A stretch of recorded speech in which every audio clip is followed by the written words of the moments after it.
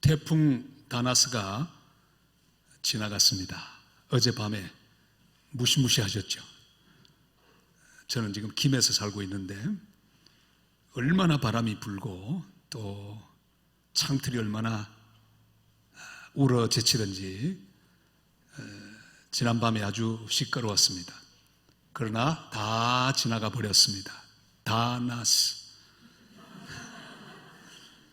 태국말로 경험이라고 하는 뜻입니다.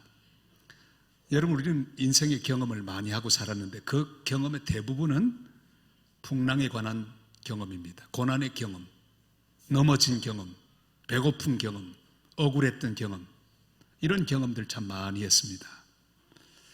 오늘 본문 속에 다윗도 풍랑을 경험하고 있습니다. 많은 어려움을 경험했지만은 이 유라굴로 풍랑, 어마어마한 풍랑이었습니다.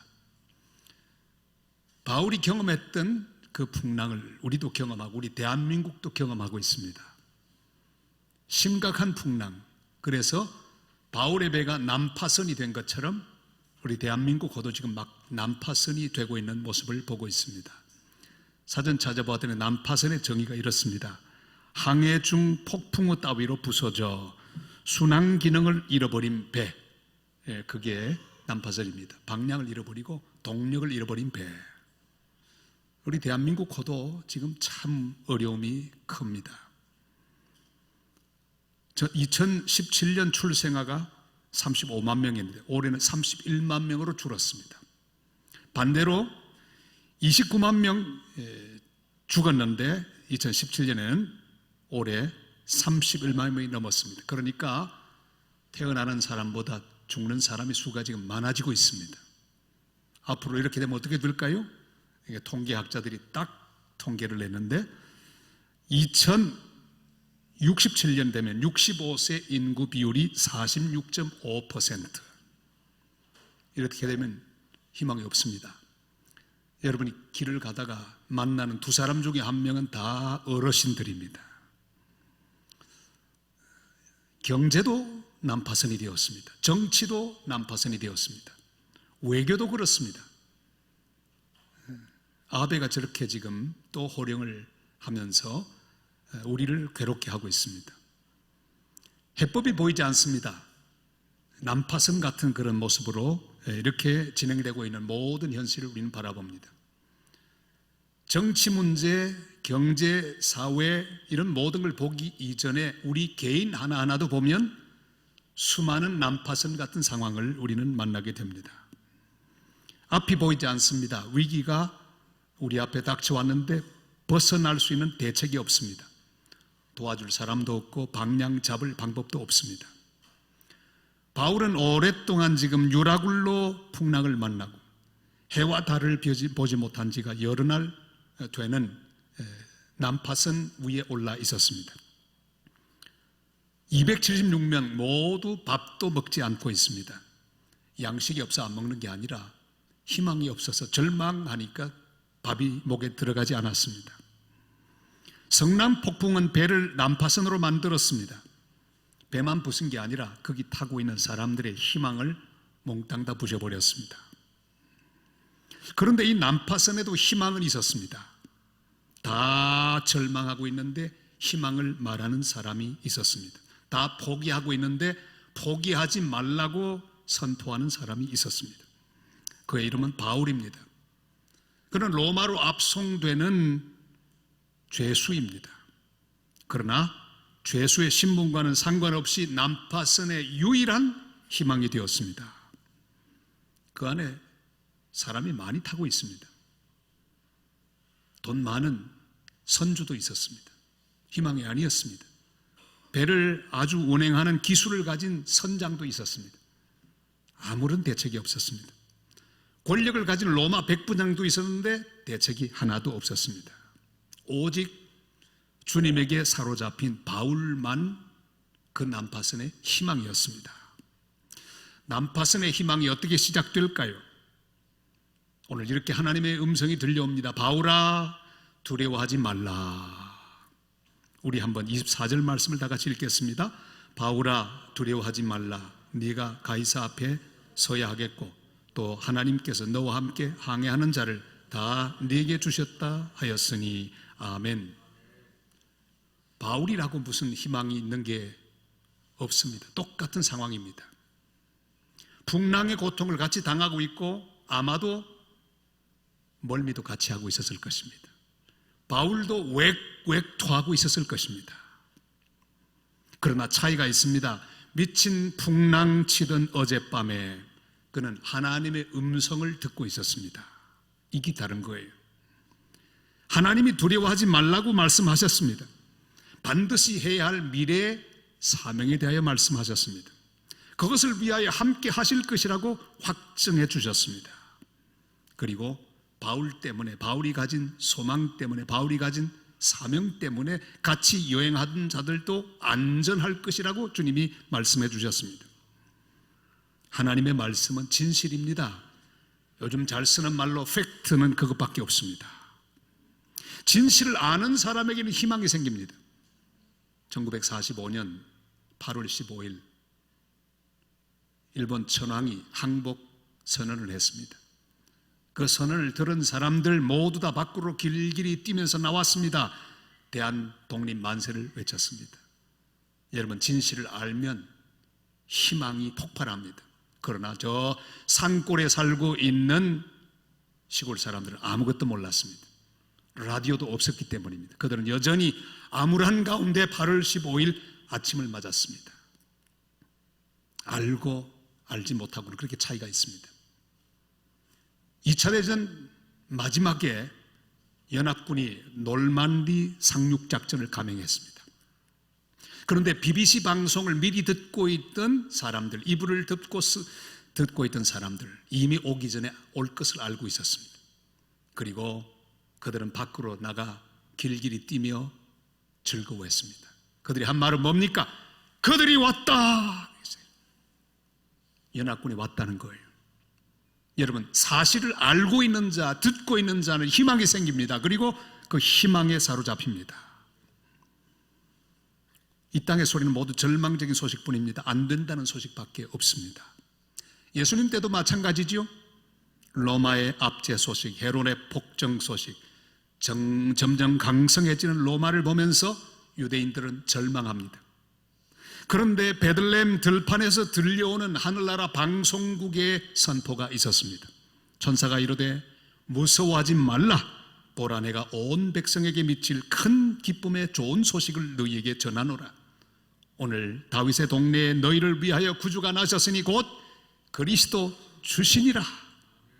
이 방송을 들은 목자들은 희망으로 폭발합니다. 그리고 희망을 확인하기 위해서 베들레헴 말구유로 갑니다. 확인하고 난 다음에 기뻐 뛰며 마을로 돌아가 예수 그리스도가 탄생하신 희망의 소식을 전하는 사람이 되었습니다. 사랑하는 여러분, 어떤 절망의 상황에 있든지 하늘의 음성을 듣기 위하여 하나님의 말씀을 펴시기를 바랍니다. 하나님의 음성을 들으시기 위하여 귀한 예배에 하나님의 음성 듣고 설교를 통해 하나님의 놀라운 말씀을 들으시기를 바랍니다. 말씀을 공부하시기를 바랍니다. 암송하시기를 바랍니다. 예배는 바로 하나님의 말씀하시는 시간입니다. 진짜 말씀이 선포되는 시간입니다. 하늘나라 방송국의 주파수에 맞추시기를 바랍니다. 예배를 통하여 우리는 하늘 방송국을 통하여 선포되는 말씀을 들을 수가 있습니다. 오늘 이 귀한 시간에도 하늘나라 방송국에 선포되는 복된 말씀을 듣는, 그래서 희망을 발견하고 희망의 사람들 되는 성도들 되시기를 바랍니다. 제가 선교사였을 때 비행기로 35시간 타고 날아갔으니 고향에서 정말 가장 먼 곳으로 갔습니다. 저는 떠날 때 제가 경상도 남자니까 절대로 향수병에는 걸리지 않을 거라 생각했어요. 향수병이 뭔지 아시죠? 노스탈지아. 증세는요, 가슴이 멍하고 자꾸 누가 보고 싶고 잠도 오지 않고 밥맛도 없는 그런 증세죠. 경상도 남자니까 좀 강하고 화끈하고 그래서 절대로 향수병 걸리지 않을 줄로 생각했어요. 그래서 1년 만에 걸리고 말았습니다. 자꾸만 집에 가고 싶은 거예요. 눈만 감으면 자꾸 어머니 얼굴 떠오르고 형님 얼굴, 동생 얼굴 자꾸 떠오르는 거예요. 친구들 자꾸 보고 싶은 거예요. 그 태평양이 마주 보이는 로카 오세아니카라고 하는 곳에 딱 서서 바다를 바라보면서 노래를 불렀습니다. 주 하나님 지으신 모든 세계. 시원치가 않아요? 그 다음에 내 고향 남쪽 바다 저 파란 물 눈에 보이네. 그걸 불러도 시원치가 않습니다. 근데 마음속에 소원이 하나 생겼습니다. 이야, 이건 내가 한국에서 나오는 방송만 좀 들을 수 있으면 좋겠는데, 그때는 인터넷도 없는 시대였습니다. 옛날도 아니에요. 불과 얼마 전입니다. 그런데 집으로 돌아오는 길에 전파상에 들렀습니다. 칠레 기술자가 있는데 물었습니다. 한국에서는 방송 좀 잡을 길이 없냐고. 있다고. 라디오 하나를 내놓는데 단파 라디오예요. 그걸 하나 샀습니다. 좋은 걸 샀어요. 그리고 그 사장의 설명대로 구리선을 또 이렇게 받았습니다. 그리고 그가 제게 건네주는 방송 시간표, 주파수 적혀있는 종이 하나를 받았습니다. 그 다음날 아침 9시가 되면 해외 방송 들을 수 있는 그런 시간이 있는 걸 봤습니다. 집으로 돌아와서 구리선을 가지고 안테나를 만들었습니다. 그리고 단파 라디오에 연결했습니다. 드디어 그 다음날 아침 9시 해외 동포 여러분 안녕하십니까? 이런 대한민국 서울입니다. 해외 동포 여러분을 위한 방송, KBS 해외 동포 여러분을 위한 방송을 시작하겠습니다. 오늘 첫 번 순서로 조영남의 제비를 들려드리겠습니다. 얼마나 깜짝 놀랍니다. 그리고 지금은 들을 수 없는 조영남의 제비 소리가 들리는, 노래가 들리는데 저는 아내를 불렀습니다. 여보 빨리 올라오라. 듣는데 얼마나 은혜가 되는지요. 제 마음속에 성령께서 이렇게 말씀합니다. 종아, 너 어제도 내 전파는 왔었다. 작년에도 왔었다. 네가 이 전파를 잡지 못한 건 순전히 네 탓이었다.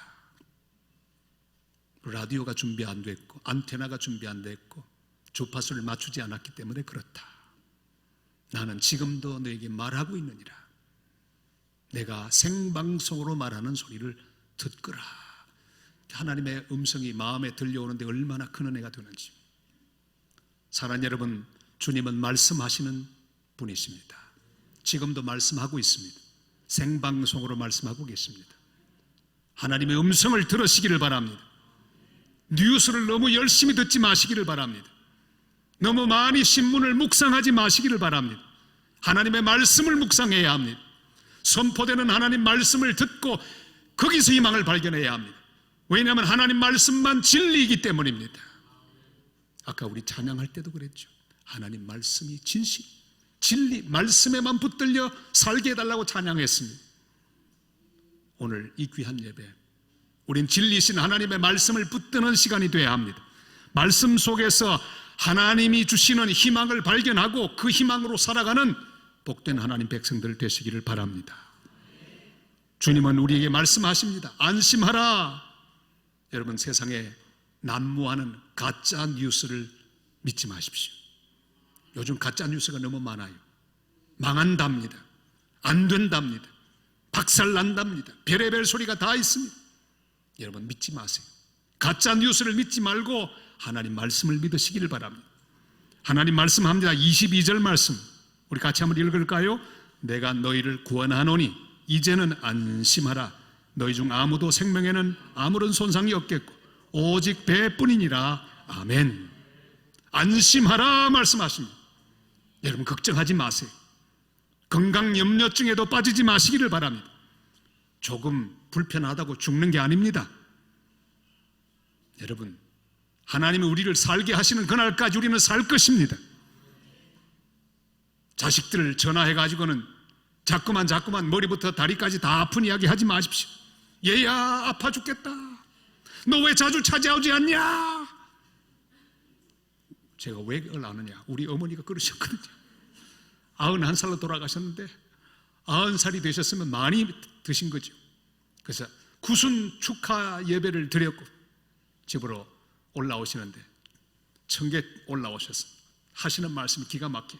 아이고 이러다가 내 명예 못 죽겠구나. 아니 90이면 오래 사신 거죠. 그 이듬해 돌아가셨는데 여러분, 원망하고 불평하지 마시기를 바랍니다. 자식들 앞에 자꾸만 내가 아픈 이야기 자꾸 하지 마십시오. 우리는 하나님의 소망의 말씀을 전해야 합니다. 자식들하고 통화되거든 내 속에 있는 그리움을 자꾸 이야기하지 마시고 하나님 말씀을 전하기를 바랍니다. 얘야, 하나님이 오늘도 너와 동행하신다. 주님이 너를 사랑하신다. 힘내서 잘 살아가거라. 예수 잘 믿거라. 세상에 소망이 없다. 탁 꺼내야 돼. 멋진 부모님이시죠. 그런 부모님들 되시기를 축복합니다. 우리 생명은 주님께서 보존하십니다. 주님이 붙들고 계신 피로 사신 생명들을 절대로 상하지 않습니다. 대한민국도 상하지 않을 것입니다. 하나님이 보호하사 우리나라 만세, 누가 상하게 할 것입니까? 김정은이가 상하게 할 수 없습니다. 핵이 상하게 할 수 없습니다. 아베가 상하게 할 수 없습니다. 푸틴이 상하게 할 수 없습니다. 트럼프가 상하게 할 수 없습니다. 주님이 우리와 함께 계십니다. 다 맡겨버릴 수 있기를 바랍니다. 우리 생명 상하게 할 사람 아무도 없습니다. 오직 배뿐이니라. 돈은 한 번씩 잃어버릴 때도 있을 것입니다. 몸도 조금씩 아플 때도 있을 것입니다. 걱정하지 마십시오. 주님이 우리를 붙들고 계십니다. 주님이 이렇게 오늘 또 말씀하십니다. 내가 그들에게 영생을 주노니 영원히 멸망치 아니할 것이요 또 그들을 내 손에서 빼앗을 수 없느니라. 그들을 주신 내 아버지는 만물보다 크심에 아무도 아버지 손에서 빼앗을 수 없느니라. 사랑하는 성도 여러분, 지금 어떤 상황 가운데 있든지 염려하지 마시기를 바랍니다. 어떤 절망적인 예측을 듣고 있어도 괜찮습니다. 앞이 보이지 않고 지륵같이 어두워도 상관없습니다. 절망을 희망으로 바꾸는 비결은 오직 한 가지입니다. 하나님의 말씀을 들으십시오. 어젯밤에 주께서 내게 말씀하셨다. 가장 풍랑 많이 치는 그 순간에 하나님 말씀을 들으십시오. 그럼 거기서 희망을 발견합니다. 성경을 펴십시오. 매일 읽으십시오. 하나님 말씀을 들으십시오. 예배 때마다 주님 말씀하십니다. 오늘 또 이 말씀을 통해 두려움을 희망으로 바꾸는 복된 성도들 다 되시기를 주님의 이름으로 축원합니다. 풍랑 속에 죄수 바울은 하나님의 말씀을 들었습니다. 그리고 말씀 속에서 자기의 사명을 발견했습니다. 네가 가이사 앞에 서야 하리라. 한번 같이 할까요? 네가 가이사 앞에 서야 하리라. 사명을 가진 사람 절대 죽지 않습니다. 사명을 가진 한 사람이 난파선의 희망이었습니다. 이 배 안에는 참된 사명으로 사는 사람 아무도 없었습니다. 모두 거짓 사명에 속고 있었습니다. 선장, 배 운항을 잘하는 기술자입니다. 그걸 믿고 있었습니다. 그런데 여러분, 유라굴라 풍랑 앞에 그 기술은 아무런 희망이 되지 못했습니다. 포기하고 말았습니다. 선주, 돈이 어마어마하게 많은 선주, 자기 가진 돈으로 풍랑을 해결할 수가 없었습니다. 돈이 희망이 아니었습니다. 그러길래 화물을 전부 버리지 않았겠습니까? 백부장, 권력을 가졌습니다. 호령하기만 하면 다 되는 거예요. 그런데 그가 가진 권력이 그 순간 그 절망을 해결하는데 아무런 도움이 되지 않았습니다. 포기해버리고 말았습니다. 그러나 바울만 분명한 사명이 있었습니다. 로마에 가서 가이사 앞에 서서 살아계신 하나님의 복음을 선포하는 것, 그게 바울의 소망이었습니다. 그의 사명이 분명했기에 두려워하지 않았습니다. 사명만 분명하면 죄 없이 죄수가 되어도 괜찮습니다. 아파도 괜찮습니다. 맞아도 괜찮습니다. 억울한 일을 당해도 괜찮습니다. 자빠져도 괜찮습니다. 오히려 그 고난 때문에 더 분명하게 사명을 이루는 하나님의 역사를 이루는 하나님의 백성이 될 줄로 믿습니다. 제가 아는 목사님, 이 목사님이 청바지를 사러 시장에 가셨어요. 목사도 청바지를 입습니다. 저도 청바지 한 4개쯤 있습니다. 물 잘 빠진 것도 있고요. 그런데 이 목사님 이렇게 쭉 보는데요, 찢어지고 구멍난 청바지가 있더래요. 물어봤어요. 이거 얼마냐 그래요. 세상에 안 찢어진 것보다 2만 원 더 비싸더래요. 따졌답니다. 아니 왜 찢어졌는데 이게 비싸냐. 예술적으로 찢었대요. 예술적으로. 더 잘 찢은 건 더 비싸대요. 여러분, 찢어진 옷이 어떻게 비쌀까요? 예술적으로 찢어졌기 때문에. 우리 하나님이 우리의 인생을 찢으실 때 여러분 두려워하지 마시기를 바랍니다. 우리 하나님은 예술가 중에 예술가, 창조주이시기 때문에 하나님의 손으로 찢어진 것은 우리 인생 전체의 가치를 격상시키는 거룩한 하나님의 손길이 될 것을 믿으시기를 바랍니다. 하나님이 찢으신 건 괜찮아요. 왜? 그것 때문에 오히려 값이 올라갑니다. 저는 커피를 참 좋아합니다. 오늘 일부 마친 다음에 커피 가져왔는데 어떤 자매가 가져왔는데 먹어보니까 참 잘 내렸어요. 수준이 있어요. 그런데 커피 중에 제일 맛있는 것, 제일 비싼 커피는요, 루악이라고 하는 커피입니다. 사양 고양이가 원두를 따먹습니다. 그리고 넘어가서 배 속에서 소화가 돼서 변으로 나옵니다. 그걸 모아가지고 싹 씻어가지고 내린 커피, 다시 말하면 똥커피죠. 이게 제일 비싸요. 한 잔에 얼마냐? 10만 원 더 합니다. 아니, 왜 안 믿으세요? 제 딸이 신혼여행 가서 인도네시아에서 루악 진짜 커피를 사왔는데 100g을 사왔습니다. 얼마 주고 사왔을까요? 300불이니까 한 35만 원? 한 40만 원 되잖아요. 그러니까 그것 가지고 그때 친구 6명 불러서 같이 한 잔씩 마셨습니다. 그걸로 끝. 그러니까 10만 원 되죠. 여러분, 어떻게 그 커피가 그렇게 비싼 커피가 됐을까요? 원두의 입장에 생각하십시다. 자, 싱싱한 커피 원두로 자라고 있었습니다. 어느 날 사양 고양이 한 마리가 와서 홀가당 따먹었습니다. 복으로 들어갔어요. 컴컴해집니다. 축축합니다. 와, 얼마나 억울합니까? 커피로 사람들이 즐기는 찻잔에 담기지도 못하고 그냥 이렇게 죽다니, 얼마나 억울하겠습니까? 시간이 흘러갑니다. 있다 보니까 와 하고 싸는데 똥이 돼버렸습니다. 얼마나 억울합니까? 그런데 정신 차리고 보니까 저 롯데 호텔에 10만 원짜리 커피 다 그래서, 이야, 사랑하는 여러분, 우리 하나님이 우리 인생 속에 풍랑을 불게 하고 고난을 허락하실 때 염려하지 마시기를 바랍니다. 앞이 안 보인다고 절망하고 불평하지 마시기를 바랍니다. 하나님이 지금 내 인생의 가치를 올리고 있습니다. 그냥 보통 커피가 아니라 루악 커피를 만들고 계세요. 삼켜졌다고 원망하지 마세요. 깜깜하다고 축축하고 눅눅하다고 전망 없다고 하나님 앞에 불평하지 마시기를 바랍니다. 우리 하나님 우리에게 사명을 주셨습니다. 알렉산드리아에 타고 있는 군상들처럼 사명 아닌 것 위하여 살지 말고 참된 사명을 위하여 살아가는 복된 하나님의 사람들이 되시기를 바랍니다.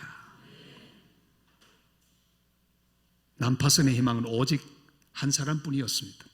하나님 말씀을 들은 그 사람, 그래서 말씀 속에서 사명을 발견한 한 사람, 바울이 유일한 소망이었습니다. 이 난파선의 유일한 소망인 바울은 자기가 가진 말씀을 통하여 희망의 메시지를 사람들에게 선포하기 시작했습니다. 이게 그리스도인이에요.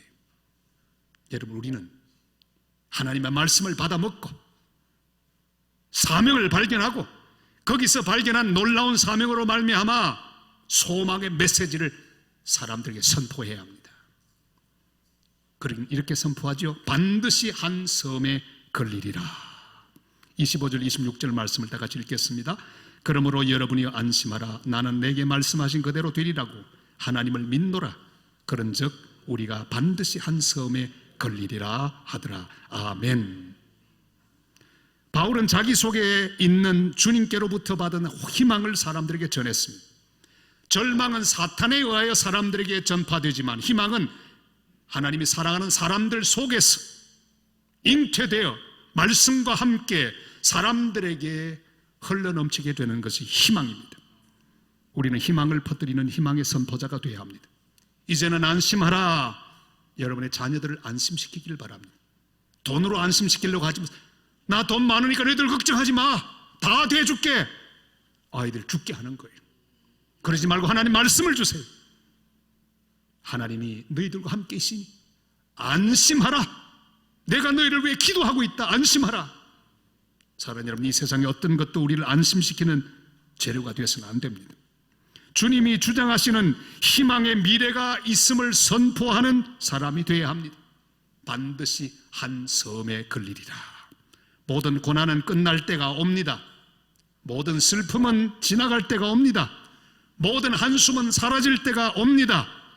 밤이 아무리 깊어도 아침을 이기지 못합니다.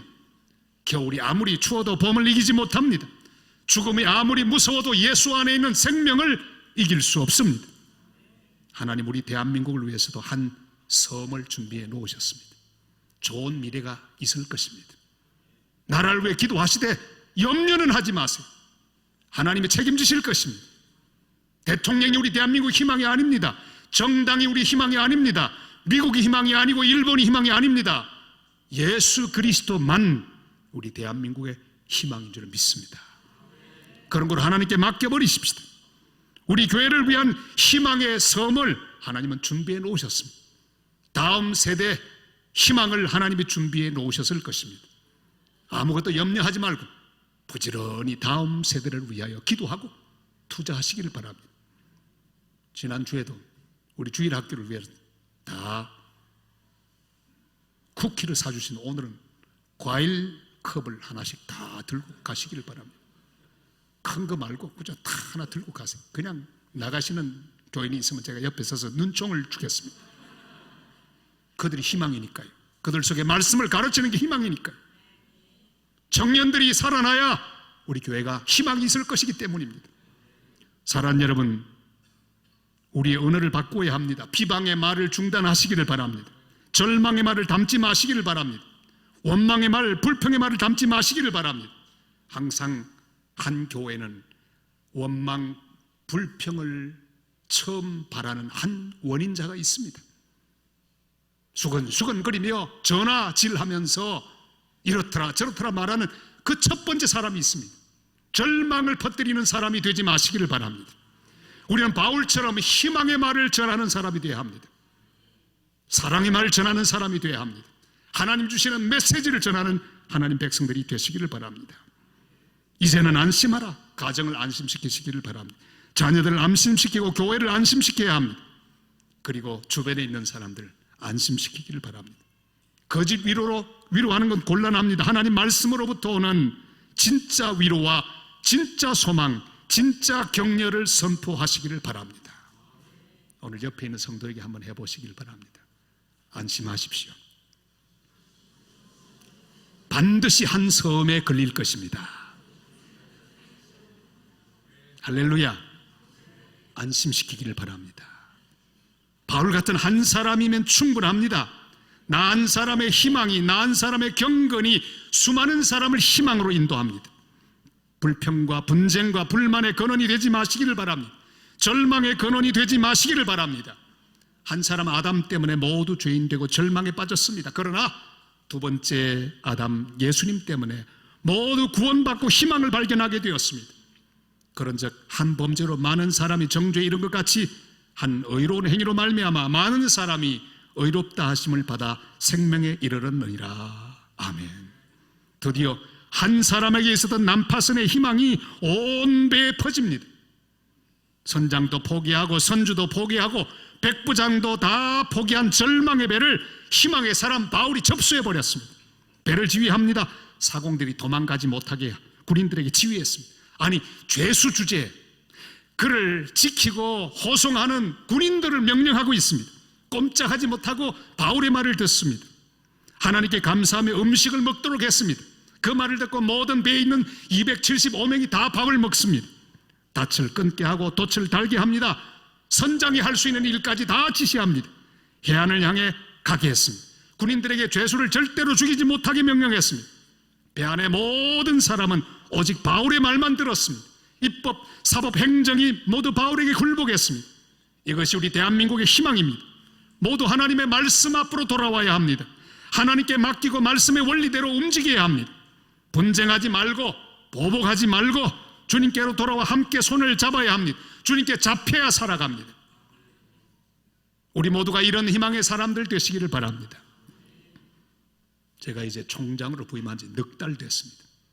처음 딱 부임하니까 제게 들려오는 소리 절망의 소리밖에 없어요. 안 되겠다, 전망이 없다, 이제 망한다, 끝났다, 전부 그 소리밖에 하지 않습니다. 저는 바울을 기억했습니다. 난파선의 희망인 바울, 그 바울이 한 말을 저도 하기 시작했습니다. 안심하라, 안심하라, 반드시 한 섬에 걸릴 것이다. 앞으로 나아가자, 믿음으로 나아가고 기도하자. 근데 그 희망이 좀 퍼지기 시작했어요. 교수들 사이에 퍼지고 학생들 사이에 퍼지고 있어요. 우리 통합측, 한국에 있는 여러 지역에 있는 9,000여 교회, 그 희망이 퍼지기 시작해요. 소문이 퍼지기 시작했어요. 여러분, 우리 학교를 위해 기도해 주시길 바랍니다. 어떤 자리에 있든지 희망 바이러스가 되시기를 바랍니다. 희망을 전하는 난파선의 희망이 되시기를 바랍니다. 어떤 교회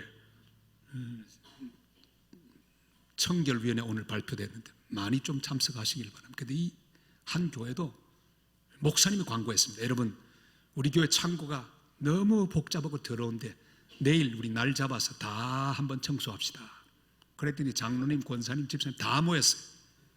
큰 창고를 드디어 정리하기 시작했어요. 문을 열어뒀는데 새 2마리가 포로록 하고 안으로 들어와 버렸습니다. 그 창고에 새가 들어오면 빠져나갈 길이 없습니다. 새는 새머리라서 절대로 못 나갑니다. 드디어 이 목사님과 여러 성도들은 새를 잡으려고요, 손을 펼치면서 얘야 이리 와라, 가만히 있으면 죽는다, 숨지 마라, 도망가지 마라 따라다니는데 이 새가 얼마나 재빨랐던지 어디론가 숨어서 흔적도 없어지고 말았습니다. 할 수 없이 정리를 다 마치고 창고문을 닫고 다 각자 집으로 돌아갔습니다. 며칠 뒤에 문을 열고 들어가 봤더니 새 2마리 발견했는데 죽어 있었습니다. 여러분, 사는 길은 하나밖에 없어요. 손 벌리는 목사님, 손 벌리는 장로님, 그 손에 잡히면 사는 겁니다. 우리 인생의 절망적인 상황, 난파선 같은 상황, 거기서 빠져나가는 길 하나밖에 없습니다. 풍랑을 다스리시는 예수 그리스도, 주님이 우리를 향해 손을 펼쳐서 손을 내밀고 있을 때 그 손에 내 인생을 맡기고 내 모든 문제를 맡기며 그에게 잡히기만 하면 그가 우리를 풍랑 속에서부터 건져내어 주실 줄을 믿습니다. 여러분, 아무리 열심히 머리를 써도 내 힘으로는 안 돼요. 내 힘으로 할 수 있는 건 지극히 적습니다. 오늘 이 시간 주님께 다 맡길 수 있기를 바랍니다. 진리가 자유케 하신다고 말씀하셨어요. 주님께 잡히면, 말씀에 잡히면 그 말씀이 우리를 자유케 하실 것입니다. 주님의 말씀에 잡혀 내 인생을 맡겨버리십시다. 그러면 주께서 우리를 어떤 절망의 창고에서도 건져주실 것입니다. 하나님의 음성을 듣고 도망가면, 말씀을 피하고 주님의 얼굴을 피하여 가면 죽음뿐입니다. 말씀을 피하여 다시스로 갔던 요나는 거의 죽을 뻔했습니다. 약속의 땅을 피하여 애굽으로 갔던 아브라함 거의 패가망신할 뻔했습니다. 오직 말씀에 붙들려 주님의 손에 잡혀서 주님 안에서만 희망을 발견하고 절망하는 모든 사람들에게 희망의 메시지를 전하는 가정의 희망, 교회의 희망, 직장의 희망, 부산의 희망, 민족의 희망, 세계 희망 되는 복된 부산 제1감리교회 성도들 다 되시기를 주님의 이름으로 축원합니다.